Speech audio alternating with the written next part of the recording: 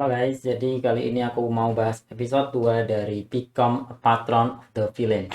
Langsung aja, timeline dimulai 2 tahun semenjak Alon menjadi sahabat Yutia atau saling bertukar pesan. Di sini, Evan tampak kelelahan karena mencari-cari Alon di mansion dan baru menemukannya di halaman belakang. Evan melaporkan bahwa anak kelima sudah diantarkan ke panti asuhan dengan selamat.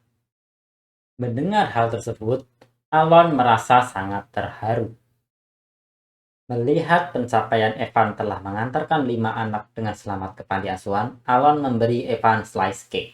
Di sini, Alon memberikan perintah kepada Evan untuk beristirahat sejenak, sembari Evan memakan semacam cookies. Di sini Evan bertanya kepada Alon, apakah Alon tidak merasa senang?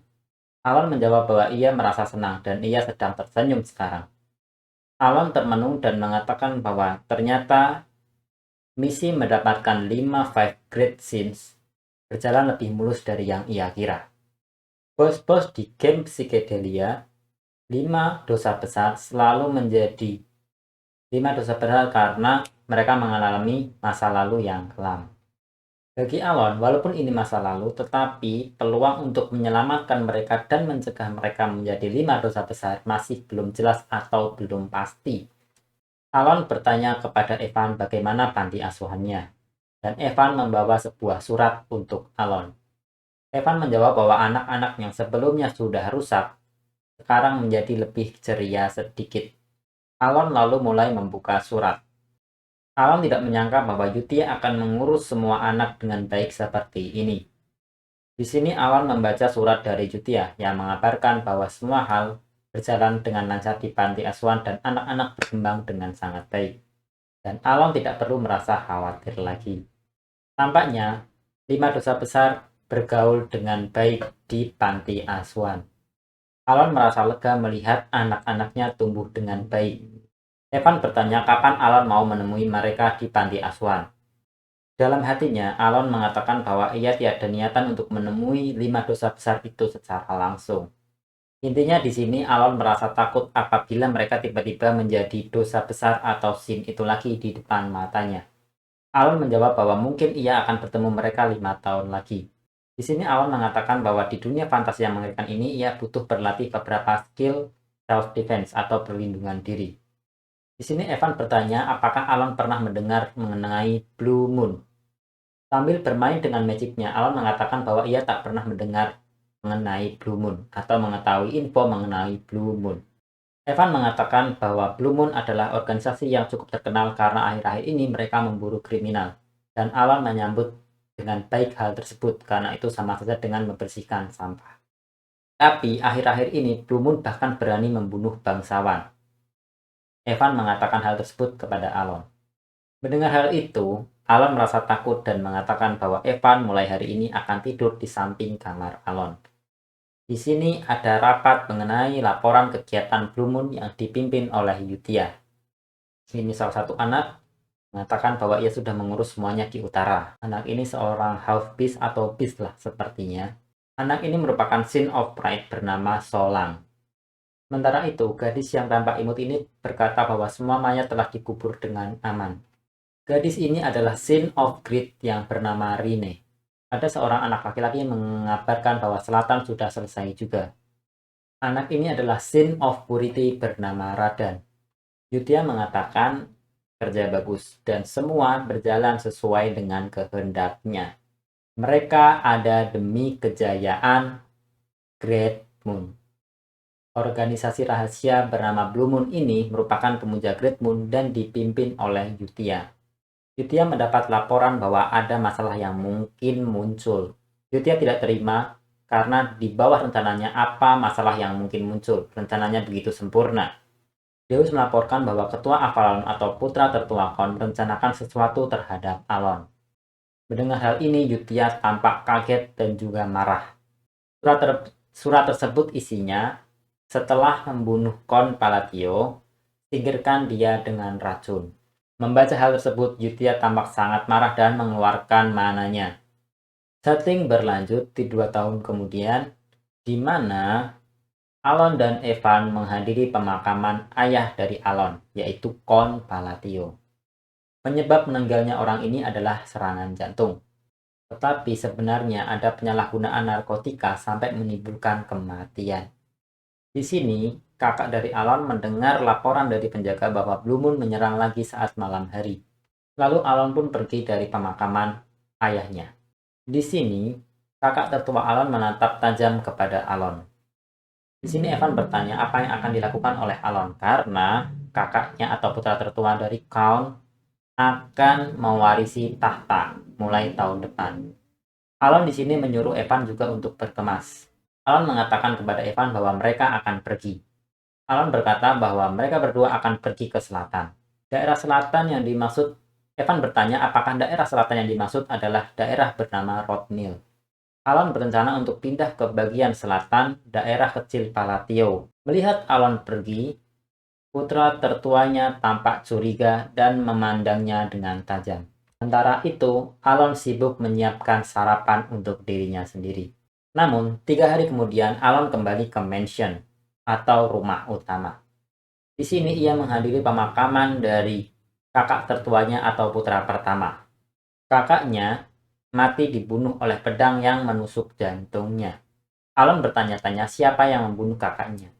Di saat Alon mau bertanya kepada prajurit apa penyebab kematian kakaknya, prajurit tersebut berteriak takut. Prajurit tersebut tampak sangat takut kepada Alon walau hanya bertatapan mata secara tidak sengaja. Melihat hal tersebut, Alon pun sangat bingung. Evan lalu menghampiri Alon. Alon bertanya kepada Evan apakah Evan sudah mengetahui situasinya. Evan berkata kepada Alon bahwa orang-orang mengira bahwa Alon adalah orang yang menyingkirkan Avalon atau putra tertua Count semalam. Itulah mengapa orang tadi sangat takut kepada Alon. Yang mana Alon pun bingung sendiri dengan pernyataan atau informasi tersebut. Dari mana mereka mendapat info ngawur tersebut. Kenapa Alon tiba-tiba balik menuju mansion saat ia sedang berada di Rothmill? Beginilah ceritanya. Jadi beberapa waktu lalu saat Alon berangkat menuju Rothmill, Evan bertanya kepada Alon, jika Alon ingin pergi, bukankah lebih baik pergi ke kota daripada ke desa antah berantah seperti Rothmill? Alon berpikir bahwa tidak, itu salah. Rothmill adalah tujuan akhir dari rencananya. Alon telah menyelamatkan Five Great Sin dari kemalangannya dan mencegah dunia dihancurkan.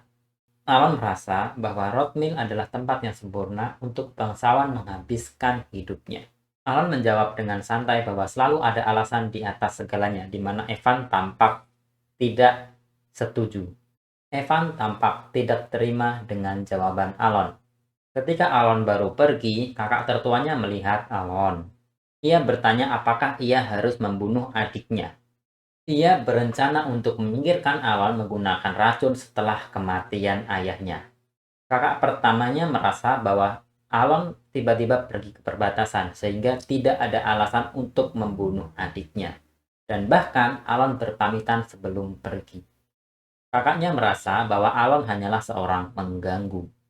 Kakak tertua Alon menyuruh salah satu bawahannya bernama Alman untuk mengikuti keretanya. Dan bawahannya bertanya apakah kakak tertua Alon ingin dia membunuh Alon. Kakak tertua Alon merasa curiga karena Alman selama ini mengikuti perintahnya tanpa komplain. Dan dia hari ini tiba-tiba bertanya, kayak anomali gitu loh. Kakaknya menjawab bahwa Alman hanya perlu mengikuti sesuai perintah dia. Lalu tiba-tiba ia ditusuk oleh Alman. Kaget dengan pengkhianatan tersebut, kakak Alon berkata beraninya Alman mengkhianati dirinya. Dan Alman menjawab bahwa dia cukup menikmati permainan perang sampai sekarang. Dan ternyata Alman ini punya nickname lain bernama Hidan, yaitu anggota rahasia organisasi dari Blue Moon. Ia mengatakan bahwa dia punya keyakinan yang diajarkan oleh Red Moon, bahwa Blue Moon adalah pedang dari Great Moon. Dan mereka bergerak seperti dia mengayunkan pedang.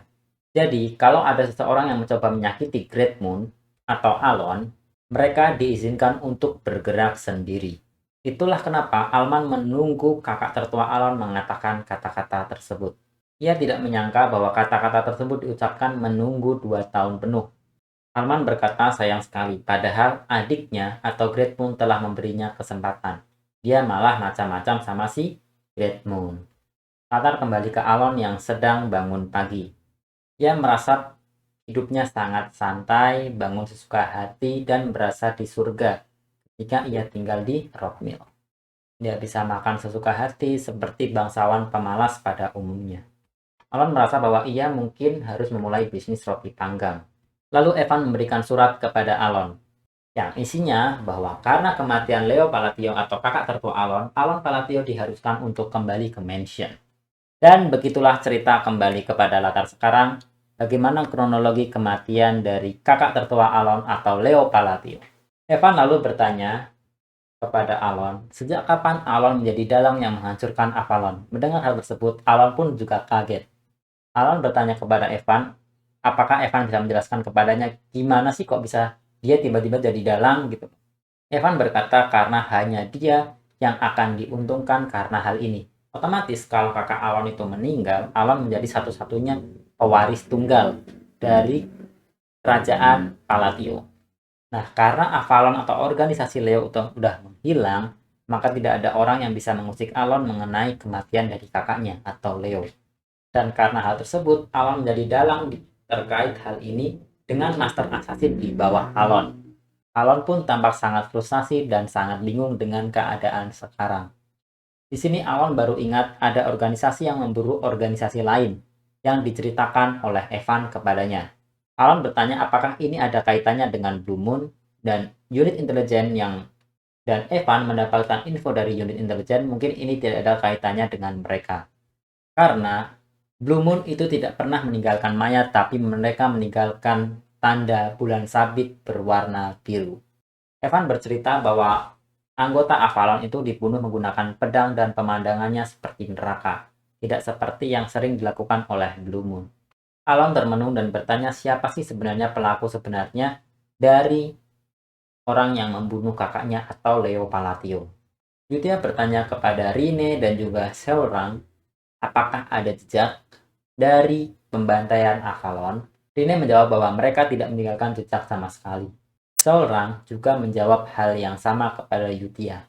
Di sini Deus mengatakan bahwa sisa pasukan Avalon sekitar 486 orang. Di sini ia bersama dengan Radan. Radan mengatakan bahwa mereka membelah pasukan Avalon menjadi dua. Di sini Yutia tampak sangat senang dengan laporan tersebut dan mengatakan bahwa itu sudah sangat sempurna. Avalon, organisasi besar yang menguasai Asteria, dalam 5 hari berubah menjadi abu dan semua anggotanya dibunuh oleh Blue Moon. Radan mengatakan bahwa bersih-bersih ini sepertinya belum selesai. Radan menyebut kepada Yutia atau melaporkan kepada Yutia bahwa ada bangsawan lain yang berhubungan dengan Avalon. Yang mengatakan bahwa wilayah Altia ternyata sangat terlibat dengan Avalon. Yutia pun membaca laporan dari Radan dengan seksama. Ia bertanya, kalian sudah tahu apa yang aku inginkan, bukan? Mereka semua tidak menjawab, tapi tampak memunculkan aura tanda mereka paham. Radan menyeringai dan mengatakan bahwa mereka akan mengurus wilayah Altia dengan tenang. Ya, episode ditutup dengan Radan dan kawan-kawan yang akan atau berencana mengurus wilayah Altia yang punya hubungan dengan Avalon dengan tenang. Ya, itu aja untuk episode 2. Mari kita lanjut episode 3 besok. See you.